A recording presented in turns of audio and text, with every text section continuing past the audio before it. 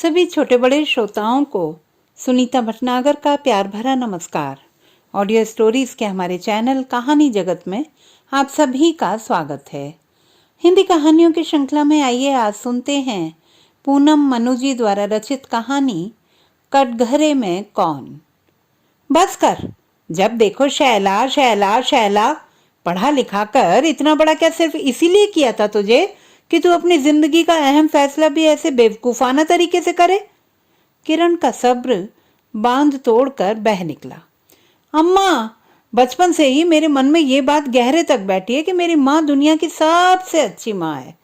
अम्मा, अम्मा, मेरा भविष्य अब आपके हाथों में है। अम्मा प्लीज अम्मा। वीर माँ के चरणों में बैठकर उसके दुखते एड़ी तलवों को सहलाते दबाते उससे अपनी बात मनवाने की पुरजोर कोशिश में था। पर किरण भी अपने हट पर अड़ी थी तो अड़ी थी। उसने अपने पैर उसके हाथों से खींचते हुए तल्ख अंदाज में उसे डपटा था। देख, ज्यादा चिकनी चुपड़ी बातें मत कर। मैं तेरी बातों में आने वाली नहीं, समझा तो? अम्मा, तुम पहले तो ऐसी कभी नहीं थी। इतनी निर्मम, इतनी निष्ठुर। मेरी हालत देखकर भी तुम्हारा हृदय नहीं पिघलता? किरण के अड़ियल रुख से खिन्न वीर के चेहरे पर लाचारी और उदासीनता फैलती चली गई। इंजीनियर वीर प्रताप सिंह, पहली कक्षा से लेकर आईआईटी तक में टॉपर, बाहर की एक कंपनी में उच्च पद पर कार्यरत, पैकेज 25 लाख पहले ही साल में था, कैंपस प्लेसमेंट। आज कितना विवश, कितना लाचार, सब कुछ होते हुए भी क्या है ऐसा जो माँ बाप नहीं करते अपनी औलाद के लिए? आज तक उसके माँ बाप ने भी तो यही किया, पर आज जाने क्यों माँ अड़ गई। बात गंभीर थी, पर इतनी नहीं जितनी कि माँ ने उसे बना दिया था। वीर को गहरे तक इस बात का यकीन था। तभी तो प्रतिदिन चींटियों तक के लिए आटा बिखेर आती माँ के आज के व्यवहार पर वह भीतर ही भीतर क्षोभ से भरा हुआ था। निर्मल हृदय वाली माँ के बर्ताव में इतनी कठोरता कैसे? किरण का इस मामले से पूरी तरह यूं तटस्थ बन जाना मानो इस समस्या के सुलझाव पर कोई विचार करना तक समय की फिजूल खर्ची के सिवा कुछ नहीं था। यह बोध होते हुए भी कि उसका प्रिय पुत्र इन दिनों कितना विचलित है, बड़े आश्चर्य की बात थी। पर वीर के पिता, जो कोने में पड़ी एक आरामदायक कुर्सी पर बहुत देर से बेचैन से बैठे थे, लगातार तल्ख होती जाती उनकी मूक वार्तालाप से उत्पन्न कुटिल मौन के लंबे विस्तार के मध्य एक अवरोध की भांति प्रकट हुए। अरे वीर की माँ, तुम खुद ही क्यों अनुमान लगा रही हो कि उस तरफ वाले बिल्कुल ना मानेंगे? क्या पता वो मान ही जाएं। चलकर देखने में क्या हर्ज है? इंसान ही तो हैं वह भी, हमें मारकर थोड़े ना खा जाएंगे। अरे तुम भी पागल हो गए हो क्या? ये तो बेवकूफ है। पर तुम्हें क्या हुआ? वीर के पिता का उद्देश्य अवश्य उन दोनों के बीच सुलह कराना रहा होगा, पर इस बात पर उन्हें भी लताड़ पड़ सकती है, उन्होंने शायद नहीं सोचा था। सही बात पर अपने अड़ियल रुख के लिए जानी जाती रही किरण आज सचमुच ही अड़ियल रुख अपनाए बैठी थी। ये लताड़ इसी रुख का नतीजा थी। अतः वे अकबकाकर चुप हो गए। बचपन से ही होशियार, हंसमुख, साहसी उनका पुत्र जब भी अपना उज्जवल मुख लिए बाल सुलभ कोई भी मांग करता हुआ उनके सम्मुख आता तो वह बिना कोई देरी किए उसकी मांग पूरे जोश से पूरी किया करते थे। पर आज नाम ऋषिपाल और स्वभाव से ऋषि। शांत सरल स्वभाव के ऋषिपाल किसी फैक्ट्री में प्राइवेट नौकरी करते थे। मामूली तनख्वाह पाने पर भी वे अपने लाडले वीर की हर इच्छा पर अपनी जान निकाल कर रख देते थे। अपनी पत्नी किरण की बार बार डांट भी खाते, किंतु आज किरण के समक्ष स्वयं को बड़ा ही विवश महसूस कर रहे थे। ये जिद ऐसी न थी जो केवल उनके भरपूरा करने से पूरी हो जाती। किरण पढ़ी लिखी समझदार स्त्री थी। वह समाज के हर पहलू से वाकिफ थी। वे भी उसके डर से अनभिज्ञ न थे। जानते थे कि आज भले ही हर ओर छुआछूत, ऊंच नीच के खात्मे का खोखला डंका बजता दिखता हो, पर सत्य यही है कि निम्न वर्ग और छोटी जाति वालों का पुत्र बेशक उच्च शिक्षित, सभ्य, संस्कारवान क्यों ना हो, तब भी उच्च वर्ग, उच्च जाति के लोग स्वेच्छा से तो अपनी पुत्री का विवाह उससे नहीं ही करते। पर वीर दुनिया की बंदिशों से बेपरवाह था। नए विचारों वाला नौजवान था। अभी तक उसका परिचय समाज के उस घृणित पहलू से नहीं हुआ था जिसमें सदियों पहले बनी और अब लगभग सड़ चुकी परंपराओं के पैरवीकार मानवता को ताक पर रखकर जात पात के नाम पर अपनी मनमर्जी करते हुए प्रतिदिन उन जैसे जाने कितने मासूम प्रेमियों का जिबह कर देते हैं, तबाह कर देते हैं। वह क्रांतिकारी विचारों का लड़का था। यदि समझता तो किसी राजपूत की कन्या से प्रेम के विषय में सोचता भी नहीं। बावला, ऊपर से माँ को भेजे है उनके घर रिश्ता लेकर। पगला गया लगता है। कहता है वह लोग जात पात नहीं मानते। इस विचार के बार बार मन में आते भी ऋषि वीर की मायूस सूरत देखकर हर हालत में उसी के साथ रहना चाहते थे। क्या करेंगे? अधिक से अधिक मार ही देंगे ना वे लोग हमें। क्या करना है वैसे भी हमें जीकर, जब हमारा बेटा हमारे रहते ऐसे संत्रास संताप में जिएगा तो? अपने पुत्र का मलिन मुख देखकर विकल ऋषिपाल अब तर्क पर उतर आए थे। उनके खुद के वाक्य विरोधाभासी थे। बात हमारी नहीं है, इसकी है। इसे कुछ हो गया तो? किरण का डर उसके लबों पर आकर ठहर गया। पर मां के हर डर से लापरवाह वीर अपनी ही उधेड़बुन में उलझा सा उस पर झल्ला उठा। अम्मा, अम्मा, मेरे और शैला के पास अब कोई भी रास्ता नहीं है। डॉक्टर ने कहा है अबॉर्शन का समय निकल चुका है। क्या? प्रलयंकर रहस्य उद्घाटन। हैरत और गुस्से से किरण की आंखें फैलती चली गईं। वह लड़की बेशर्म! किरण यकायक चिल्ला उठी। नहीं अम्मा, इसमें उसका कोई दोष नहीं, मैं ही। शर्म और लिहाज में वीर की गर्दन झुकती चली गई। किरण जहां थी वहीं की वहीं सुन्न रह गई। भीतर कहीं ऋषि भी कांप उठे थे। हाँ, अब तो सिर्फ विनाश! डर दौड़ता हुआ आया और किरण की पसलियों में सिमट कर बैठ गया। वह कई पल सिहरती हुई कांपती रही। असल बात तो इसने अब बताई। ये देखो, असल बात मैं तो पहले से ही कहती आई। ये जब भी शैला शैला करता था तब ही कोई डर मेरे भीतर पसर जाता था। कई बार समझाया इसे, बेटा कॉलेज हॉस्टल में भले हो ना हो, समाज में अब भी वही ऊंच नीच पसरी हुई है। लड़की राजपूत की है तो उससे दूर ही रहना। और ये कहता रहा, माँ हम तो केवल दोस्त हैं, हमारा तो सब लड़के लड़कियों का एक ग्रुप है, फलाना है, ढिमकाना है। कलेजे को थामे बैठी किरण का मुख क्रोध से लाल भभूका हो गया। तड़ तड़ तड़ कई चांटे एक साथ वीर के चेहरे पर। खिन्नता और विवशता की पराकाष्ठा देखे कोई? ऋषिपाल तो दहशत और ऊहापोह से भरे जहां बैठे थे वहीं माथा पकड़े बैठे रह गए। 2 कमरों के छोटे से घर में अब सिवाय साए साए के और कुछ नहीं था। जून की कड़ी दोपहरी में धुंध जैसे तीनों के मध्य उतर आई थी। 5 माह पहले ली बेटे की I-20 में बैठते आज फिर उसके पैर उसी तरह कांपे जैसे पहली बार इसमें बैठते कांपे थे, परंतु कंपन में अंतर था। उस पल कामयाब बेटे की पहली सफलता पर गौरवान्वित मां के खुशी की अधिकता से सराबोर होने पर भी कहीं अंदर ही अंदर अपने भाग्य को अविश्वसनीय रूप से सौभाग्य में परिवर्तित होते देखकर किंचित अनजाने संदेह से भरकर कांप उठे थे। और आज निश्चित ही किसी विनाश की ओर बढ़ने में यकीन भरता उसका मन उसी सौभाग्य पर मंडराती दुर्भाग्य की काली छाया से आतंकित था, तो उसके समर्थन में पैर कांप उठे थे। उसने आज शैला की मां से मिलने का फैसला किया था। क्या पता एक मां दूसरी मां का मान रख ले। वैसे भी प्रेम जैसे संवेदनशील मामले में एक स्त्री ही दूसरी स्त्री की बात को गहराई से समझ सकती है। फिर यहाँ तो परिस्थितियां अपने बिखरे स्वरूप में थीं। वीर बुझा स्वर, मृत्यु से पहले मानो जीवन की उत्कंठा में तड़प रहा हो। हाँ अम्मा, यकायक उसने दिमाग को सजग किया। कौन है रे ये ठाकुर? किस जगह के हैं ये लोग? क्या नाम है लड़की के पिता का? बताया तो था शैला ने। वीर ने उत्साह में अपने दिमाग पर जोर डाला। अम्मा किसी गांव के सरपंच रहे हैं शैला के दादा परदादा। बड़े रईस जमींदारों में गिनती होती है उनकी। वीर का मुख आज मानो किरणों का केंद्र था, किंतु किरण जैसे जैसे शैला के परिवार के विषय में जानती जा रही थी वैसे वैसे उसके पैरों तले की जमीन अधिक दलदली होती जा रही थी। किसी अनजान अपभय से भरी वह अपने हाथों को बार बार मसले जाती थी। इसी त्रास के वशीभूत तो वह वीर के पिता को कसम धर्म देकर घर छोड़ आई थी। एक काम कर, तू यहीं रुक, अंदर अकेली मैं जाऊंगी। गंतव्य पर गाड़ी के रुकते ही माँ ने पुत्र को आदेश दिया। क्या अजीब बात थी कि गाड़ी से बाहर निकलते ही वहां की हवा में भी किसी अजनबीपन का एहसास सा हुआ था उसे। इतनी बड़ी हवेली, वह भी शहर में। कोई सिहरन उसकी हड्डियों में आकर ठहर गई। उसे लगा उसके गांव की सुनसान हवेलियां नया रूप धरकर शहर में आ गई हैं। बड़ी हवेलियों के बड़े किस्से और बड़े राज। अचानक उसके कान के पीछे पसीना उतर आया।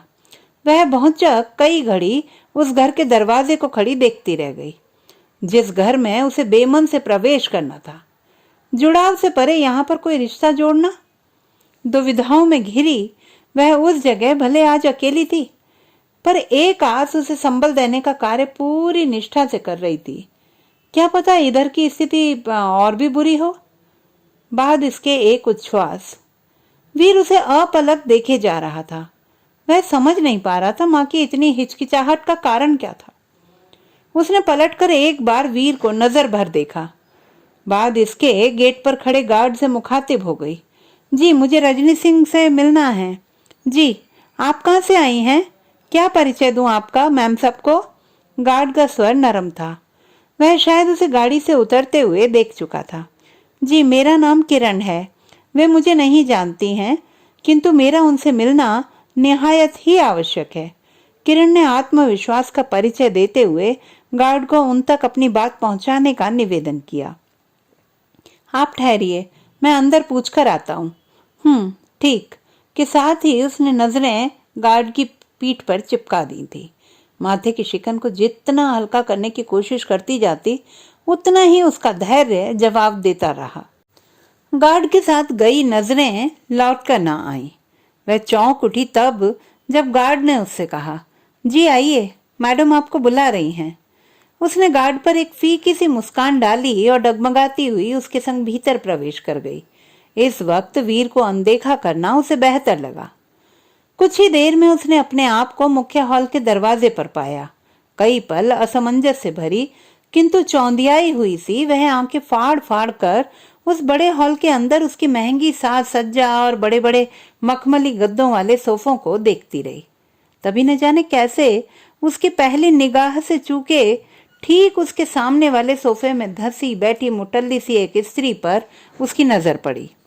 खिले सांवले रंग में उसके तीखे नयन नक्श अधिक अभिमान से और भी अधिक तीखे हो गए लगते थे। किरण को देखते ही उसने सामान्य दिखने की एक छोटी सी कोशिश के साथ सोफे से उठकर उसके स्वागत का जैसे मात्र स्वांग किया। आइए आइए। जी नमस्ते। नमस्ते जी, बैठिए। जी हाँ जी, मेरा नाम। इससे पहले कि हिचक भी खुलती, उससे पहले ही एक भारी भरकम हाथी जैसे शरीर ने हॉल में गरजती सी आवाज के साथ प्रवेश किया। यकायक इतना शोर किरण के हृदय को कंपाने को बहुत था। उसने घबराकर उधर देखा। लस्त पस्त सा एक व्यक्ति आते ही सबसे बेपरवाह सा उसकी विपरीत दिशा वाले सोफे पर पसर गया। उसकी नजर किरण पर पड़ी न पड़ी, पर किरण उस चेहरे को देखते ही पहचान गई। गजिया, ये यहाँ कैसे? वह भी इस घर में, इस अधिकार से? हे ईश्वर, रहम। चेहरा भक्क सफेद, काटो तो खून नहीं। जी हाँ, बताइए। वही खरखरी सी आवाज उसके कानों में पड़ी तो वह जैसे सोते से जगी, जो उस हाथी जैसे व्यक्ति को देखते ही बिना उसकी परवाह किए उसकी ओर लपक गई थी। सहसा सामने आ खड़ी हुई। जी वो। उसने उंगली से उस सोफे की ओर इशारा किया जहां वही आगंतुक फोन पर लगा हुआ अपनी ही दुनिया में विचर रहा था। वह मेरे पति ठाकुर गजेंद्र सिंह जी हैं, जो अब के एमपी के चुनाव लड़ने की तैयारी कर रहे हैं। क्या? जी हाँ। उसने उस स्त्री की आंखों में गहरे तक झांका। उनमें उसे किसी गर्व की अनुभूति नहीं हुई। यकीनन ये अभिमान का समंदर था जो उस स्त्री की आंखों में ठाठे मार रहा था। तो क्या गजिया ही ठाकुर गजेंद्र है? मन के भीतर उमड़ घुमड़ आए प्रश्नों को भीतर ही भीतर दबोच लिया था उसने। जी शैला। स्वर में कंपन था। वो हमारी बेटी है। इस उत्तर में ऐसा कुछ था जो उसे भीतर तक काट गया। अब वह पानी पानी थी। अचानक ही उसका शरीर अपना चैतन्य खो बैठा, मानो प्राण नहीं, वह सोफे पर ही लुढ़कने लगी। कल्पना से भी अधिक डरावना यथार्थ। क्या हुआ, आप ठीक तो हैं? उस स्त्री ने सोफे पर उसके लुढ़कने से पहले संभाला था उसे। अरे क्या हुआ? वह आदमी गजेंद्र भी उनकी ओर मुड़ा। पता नहीं, लगता है इन्हें चक्कर आ गया है। शैला की माँ ने जितनी तीव्रता से उन्हें जवाब देकर अपने मामले से दूर ही रहने का इशारा किया, उतनी ही तेजी से किरण ने अपने मुख पर अपना आंचल डाला। लगता है मेरा बीपी बढ़ गया है, मैं बाद में आकर आपसे मिलती हूँ। सोफे से मुश्किल उठते हुए किरण ने फंसी फंसी सी आवाज में कहा। अरे कहाँ, रुकिए तो। अब असमंजस में डूबने की बारी शैला की माँ की थी। अचानक उनके मोबाइल फोन की घंटी बज उठी। दूरभाष के चित्रपटल पर नंबर देखते ही वे अजीब पसोपेश में पड़ गईं। फोन जरूरी था शायद। बिना देरी किए उधर उन्होंने फोन उठाया। इधर किरण ने मौके का लाभ। वह तेजी से नमस्ते करती हुई उनके घर से बाहर निकली। बाहर निकलना ऐसे रहा मानो कुछ देर यदि वह इस हवेली में और ठहरती तो उसका दम घुट जाता। घर के बाहर भी एक पल ठहरना उसके लिए आसान न था। वह गाड़ी की ओर लगभग दौड़ पड़ी। क्या हुआ अम्मा? वीर माँ को यूं भागते हाफते देख चिंतित हो उठा। कुछ नहीं, तू गाड़ी चला जल्दी, माँ ने रूखेपन से उसे आदेश दिया। वह कोई बच्चा तो न था कि हर बार चुप उसकी आज्ञा का पालन करे। बड़ा था, कमाऊ था। सबसे भिन्न, सबसे अहम बात, इस बात का उसे एहसास भी था। कुछ हुआ भी? कुछ तो बताओ। आवाज में माँ की आज्ञा की अवज्ञा का पुट होने के साथ साथ बड़े होने का दंभ भी साफ झलक रहा था। ये माँ के प्रति उसकी चिंता से उपजे बोल थे कि वह शैला के प्रति किसी अनिष्ट की आशंका में क्रूर सा हो उठा था, पता नहीं। तो चुप गाड़ी चलाता है कि एक झापड़ रसीद कर दूं यहीं पर? हांफती माँ के गुस्से में लाल आंखें। वीर चुप गाड़ी में ड्राइवर की सीट पर बैठ गया। किरण ने गाड़ी में बैठकर जैसे ही झटके से गाड़ी का दरवाजा बंद किया, वैसे ही गाड़ी ही अपने घर की ओर फर्राटा भरने लगी। कुशंकाओं से भरा वीर पीछे बैठी निढाल सी अपनी माँ को बार बार शीशे में देखकर बेचैन होता रहा। कई दिन हो गए थे। किरण जब से वहां से आई थी तब से मुंह ढांपे बिस्तर पर पड़ी थी। न खाने का होश, न पीने का। जाने कौन सा गम था जो सीने से लगा लाई थी वह। पिता पुत्र दोनों ही के बार बार वजह पूछने पर भी सिर्फ मौन हाथ लगता। दोनों बहुत परेशान थे। न बुखार, न खांसी। जाने कौन सी बीमारी से घिरी वह बिस्तर पर मरणासन्न हुई जाती थी।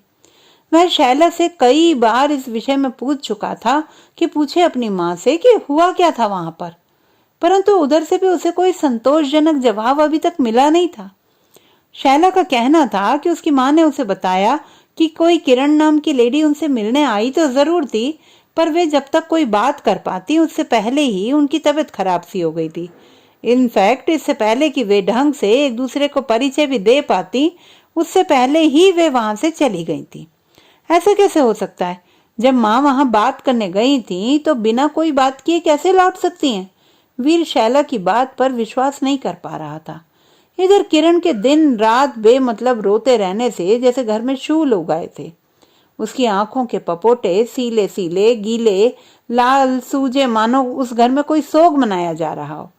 वीर के पिता उसकी यह हालत देखकर अंदर ही अंदर घुटे जाते थे। दवा की खुराक की जगह दिन में वे कई बार पूछते, वीर की माँ, क्या बात है, क्या रंज है जो तुम मुझसे छुपाकर भीतर ही भीतर घुल रही हो? पर वह थी कि सब ठीक है कि रट लगाई जाती थी। सांप को सामने देखकर आंखें मूंद लेना, उससे बचने का बिना कोई प्रयास किए, ये तो हद थी। कुछ ऐसा ही तो किरण कर रही थी। तभी तो समस्या का समाधान ढूंढने से बेहतर उसे समस्या से नजर चुराना लगा था। अपने सभी कर्तव्यों से विमुख निसंदेह वह भूल गई थी कि बिना मुकाबला किए किसी भी समस्या से निजात नहीं मिलती। जैसे आकुल वीर की समस्या अब भी जस की तस थी। माँ, आप लोग कोई बात करोगे शादी की, या फिर हम दोनों कोर्ट मैरिज ही कर लें? शैला के पास समय नहीं है। शैला भी कोर्ट मैरिज को राजी है। 10 दिन से बंधा धैर्य आखिर जवाब दे ही गया था वीर का। वह माँ की तबीयत से अधिक शैला की चिंता में घुला जाता था यकीनन। वीर की बात सुनते ही अब तक मरणासन्न अवस्था में पड़ी किरण का चेहरा यकायक ताप से तमतमा गया। उसे कतई उम्मीद नहीं थी कि वीर ऐसे भी कह सकता है, कर सकता है। वह बिस्तर पर उठकर बैठ गई। उसका मलिन मुख किसी भयानक चंड से जलकर लाल काला हो उठा। बहुत बड़ा हो गया है रे तू तो। अपने लिए हमसे अलग भी सोच सकता है तू। इसका तो मुझे सपने में भी गुमान न था।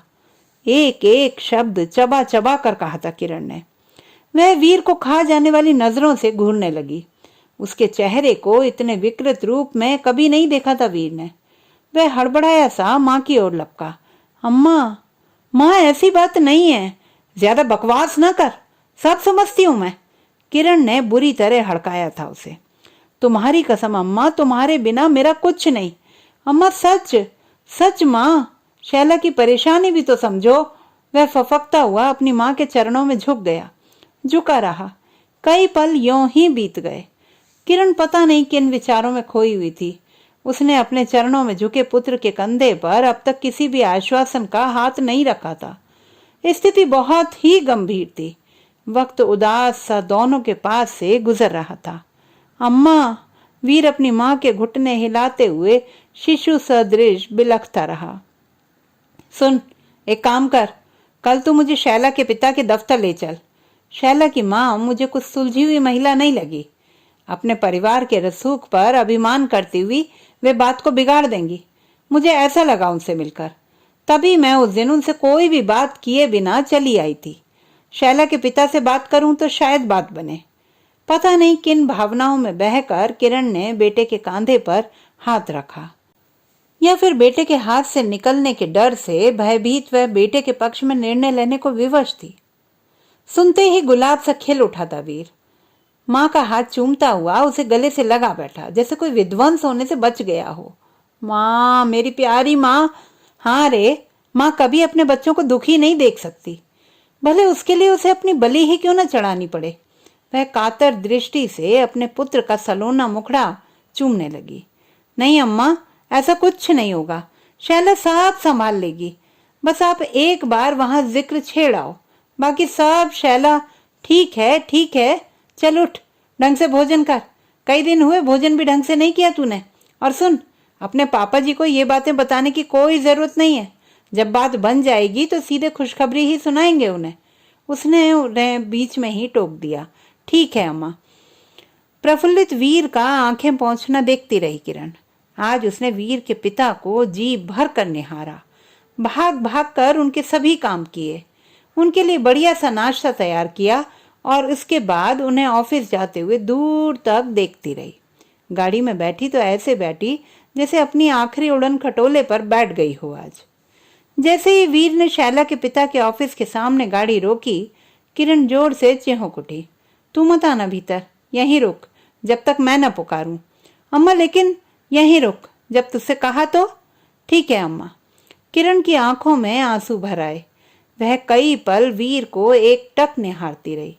तेरी क्या गलती है बेटा, तू तो अनजान है। जिंदगी ही बेरहम है जो मासूमों को सजा देती है। काश बीता बीत जाता। होठों में बुदबुदाई और बाद इसके वह झटके से ठाकुर गजेंद्र के ऑफिस की ओर बढ़ गई। क्या हुआ है माँ को? अम्मा का व्यवहार इन दिनों इतना अजीब सा क्यों है? हैरान वीर अपनी माँ की मानसिक स्थिति को समझ नहीं पा रहा था। एक बार ये शादी वाली बात बन जाए फिर वह माँ को बहुत खुश रखेगा, कोई दुख ना देगा। वह और शैला अम्मा की खूब सेवा करेंगे। मन को तसल्ली देता रहा। ठाकुर साहब हैं क्या अंदर? मुझे उनसे मिलना है। जी हैं, 1 मिनट रुकिए, मैं उनसे पूछ कर आता हूँ। वह 2 मिनट बाद ठाकुर के केबिन में थी। जी आइए आइए, बताइए मैं आपकी क्या सेवा कर सकता हूँ? निष्ठुर शख्सियत वाले चेहरे पर शराफत का मुलम्मा, स्वर इतना मीठा जैसे शहद। सामने बैठी अधेड़ महिला को बिना ठीक से देखे ही सेवा को तत्पर। आज का जन सेवी। जवान युवती होती तो नजर ना हटती उसके चेहरे से उसकी। कई पल वह चुप बैठी घूरती रही उसे। जी बताइए, मैं आपकी क्या सेवा? सेवा की मुझे नहीं, तुम्हें जरूरत है। अचानक स्वर कठोर हो उठा किरण का। क्या मतलब? कौन है आप? असमंजस में बैठे ठाकुर को जैसे किसी खतरे का भान हुआ। वह सावधान होकर बैठ गया। कहीं विपक्षी पार्टी की तो नहीं? तत्क्षण दिमाग में घुमा। स्वर पहले से भी अधिक नरम और मीठा। जी मैंने आपको पहचाना नहीं। पहले खुद को तो पहचान ले गजिया, तेरी बेटी बिन ब्याही माँ बनने वाली है, ज्ञात है तुझे? स्वर इतना कड़वा और तीखा था कि 1 मिनट नहीं लगा ठाकुर को इस स्त्री को पहचानने में। किरणी, तू यहाँ कैसे? और ये क्या बकवास कर रही है तू? 1 मिनट के 100वें हिस्से से भी पहले अपनी कुर्सी से उछला ठाकुर गजेंद्र किरण के आखिरी शब्दों को सुनते हुए। बकवास नहीं है, सच है ये। मेरा बेटा उसके पेट में पल रहे बच्चे का बाप है, वीर प्रताप सिंह। यकीन ना हो तो अपनी बेटी से फोन कर पूछ ले, अभी दोनों कोर्ट मैरिज करने जा रहे हैं। मामला जितना संवेदनशील था उतने ही गलत ढंग से उसे पेश कर रही थी किरण। जाने क्या हुआ था उसे, लगता था बात बनाने नहीं बिगाड़ने आई है। ठहर, तू बताता हूं तुझे अभी। कुम्हारी कहीं की, तेरी ये औकात कि तू मुझसे अपना रिश्ता जोड़े? गजेंद्र फुफकारते हुए शैला को फोन मिला रहा था। उसे किरण की बात का रत्ती भर भी यकीन न था, फिर भी वह अपनी तसल्ली कर लेना चाहता था। हाँ पापा, मैं वीर से शादी करना चाहती हूँ। उसकी माताजी आज आपसे मिलने आएंगी, वीर ने बताया है मुझे। पापा प्लीज हाँ कर देना। और गजेंद्र के ऊपर जैसे ये वज्रपात था। एक तो किरणी सामने थी, ऊपर से उसकी बेटी ने उसे कहीं का नहीं छोड़ा था। बाकी जानकारी लेना आवश्यक ना था। वह समझ चुका था कि किरण जो कह रही है सच कह रही है। विषैली मुस्कान बिखेरे किरण खा जाने वाली नजरों से सामने बैठी उसे लगातार घूर रही थी। अब क्या कहेगा गजिया, और क्या करेगा तू? तब जब मैं तुझे तेरे गुनाह की सजा सुनाऊंगी। जिस आग में मैं बरसों जली, अब पूरी उम्र जलेगा तू। आंखों में अंगारे भरकर वह गजेंद्र को जैसे बस भस्म कर देने वाली थी। ए कुम्हारी, अपनी औकात मत भूल गई क्या तू? मेरी बेटी की चिंता तू मत कर, उसे संभालने के लिए अभी मैं जिंदा हूं और सक्षम भी। अपनी सोच, अपने बेटे की खैर मना। अगर वह मेरी बेटी से दोबारा मिला तो जिंदा जमीन में गड़वा दूंगा उसे। बड़ी आई मुझे धमकाने वाली, साली खुद ही निकलेगी यहां से या लात मारकर बाहर करूं तुझे? ठाकुर गजेंद्र का रोम रोम किसी ज्वालामुखी से धधक रहा था। उसके मुंह से जैसे विषैले सर्पों के जहर की बौछार हो रही थी। किरण के स्थान पर यदि इस समय कोई और स्त्री होती तो कांपती हुई भागती वहां से, पर किरण जैसे पत्थर हो गई थी। बोलते बोलते गालियां देते गजेंद्र हाँफता रहा और वह बुत बनी उसे देखती रही। भला लग रहा है मुझे तुझे कुत्ते की तरह हाँफते देखकर? कुत्ते की मौत मरेगा भी तू, इसका भान है मुझे। तेरे पापों की सजा स्वयं ईश्वर ने निर्णित की है। मैं तो पहले भी लाचार थी, आज भी लाचार हूं। बिना किसी खौफ, बिना किसी डर के किरण अटल बैठी रही। उसकी धमनियों में रक्त के तेज प्रवाह की चपचप आवाज उसे निडर बना रही थी। सुन, तेरी धमकियों से ना डरता मैं, तुम्हारी बहादुरी जानू हूं मैं। अपने बेटे को आगे करके जो तूने मुझसे बदला लिया है ना, ये तूने अच्छा नहीं किया, नहीं किया। समझ ले, आज से तू बिन बेटे की हो गई। अब निकल यहां से। ठाकुर गजेंद्र की इच्छा अवश्य किरण की गर्दन मरोड़ने की रही होगी, नहीं तो इतने जोर से दांत नहीं भीजता वह कि दांतों के किटकिटाने की आवाज भी किरण तक पहुंचे। गजिया, आज मैं फिर उस कष्ट में हूं जिसमें 25 साल पहले तूने मुझे झोंका था। पर फिर भी मैं यही चाहती हूं कि तेरे जैसे हर पापी को ऐसी ही सजा मिले। ये दर्द था कि बद्दुआ? तू सीधे सीधे यहां से जाती है या बुलाऊं चपड़ासी को? साली, अरे रे रे, इतना क्रोध! जल जाएगा तू, स्वयं ही जल जाएगा। वह नागिन सी फुफकार उठी। पहले असल बात तो सुन, फिर बुलाना चपड़ासी को। चपड़ासी को क्या, मैं तो कहूं हूं सारी दुनिया को बुलाना। अपनी पत्नी रजनी को बुलाना, बेटी को बुलाना, रिश्तेदारों को बुलाना, सारे समाज को बुलाना, सबको बुलाना। पर पहले सुन तो ले, ये जो वीर है ना, वीर मेरा बेटा, दरअसल ये तेरे पापों का प्रतिफल है। तू इसे मार भी नहीं सकता। जानता है क्यों?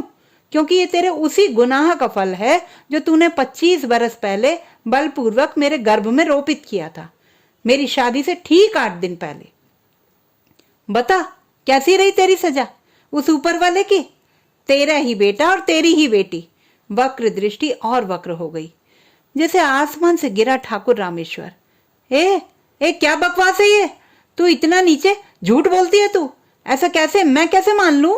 ना, झूठ झूठ झूठ। कंटीली सी हवा लहराई और एक क्रूर अट्टहास हवा में तैर गया। नहीं सोचते ना? हाँ, नहीं सोचते। तुम जैसे बलात्कारी किसी मासूम का बलात्कार करते हुए कि इससे पैदा संतान यदि किसी दिन अनजाने में तुम्हारे अपने ही खून को बर्बाद कर बैठी तो? नहीं सोचते ना कि बड़ी होकर यही अनचाही संतानें किसी दिन तुम्हारी ही चाही और जायज बेटी बेटे से विवाह कर बैठी तो, शारीरिक संबंध बना बैठी तो? नहीं सोचते ना? अब सोचोगे, हाँ अब सोचोगे। सोचना पड़ेगा, तुम लोगों को सोचना पड़ेगा। पृथ्वी थक चुकी है तुम जैसे पिशाचों की विधि विरुद्ध क्रियाकलापों से उपजे बीज फलों को सींचते सींचते। अब सब उगल देगी वह, सब। यकीन ना हो तो सब डीएनए करवा के देख लेना।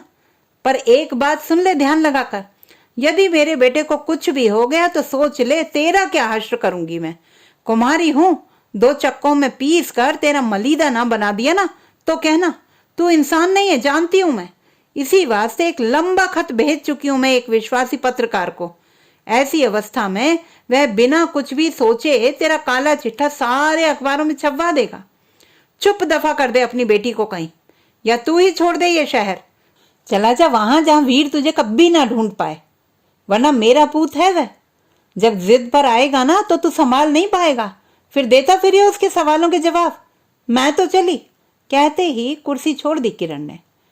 मैं भी तो कम गुनहगार नहीं, न मैंने वीर को जन्म दिया होता, ना आज ये समस्या मेरे सामने आती।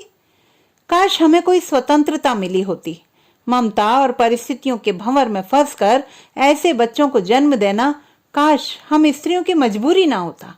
पर ऐसे पापियों का क्या, जो अनजान बच्चों को अनजाने में ही ऐसे पापों की ओर धकेल रहे हैं। अपना ही भाई और अपनी ही बहन, छी। वह भीतर ही भीतर लज्जित होती रही, पर उसका लज्जित होना स्वयं उसके लिए बिल्कुल नहीं था। वह तो लज्जित थी ईश्वर के बनाए 2 इंसानों में से किसी एक के बलपूर्वक दूसरे के जीवन को तबाह करने पर, ऐसी अनचाही औलादों को पृथ्वी पर लाने और अक्सर उनके पूरे जीवन को तंग बदरंग रस्तों से गुजरने को मजबूर करने वालों पर। वह लज्जित थी समाज की दम घोटू रस्मों के चलन पर इसका सही सही दोषी कौन है, इस तर्क वितर्क से परे। अम्मा क्या रहा? माँ का अब तक का विचलित मौन वीर का धीर छीने था। अरे हाँ, सब ठीक रहा, वो शैला की माँ से बात करेंगे। सुन, तू कुछ दिन अभी शैला से मिलियो मत, अच्छा नहीं लगता ना विवाह से पहले ऐसे। किरण ने कलेजे पर पत्थर रखकर मुस्कुराते हुए कहा।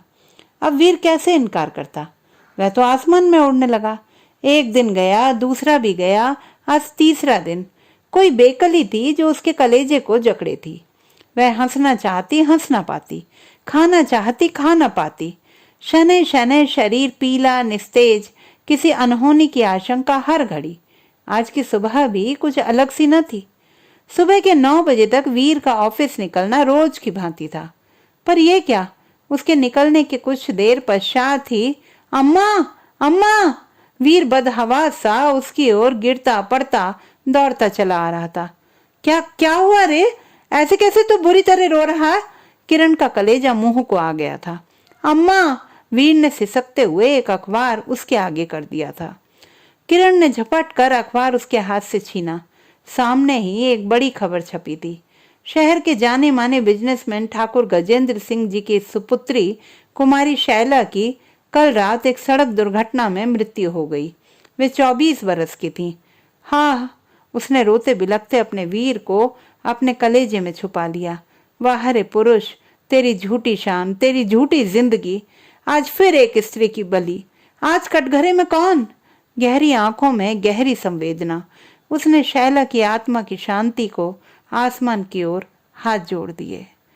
तो दोस्तों, ये थी हमारी आज की कहानी। आपको कैसी लगी कमेंट बॉक्स में लिखना ना भूलें। चैनल को सब्सक्राइब करें, लाइक करें और मित्रों के साथ शेयर करें।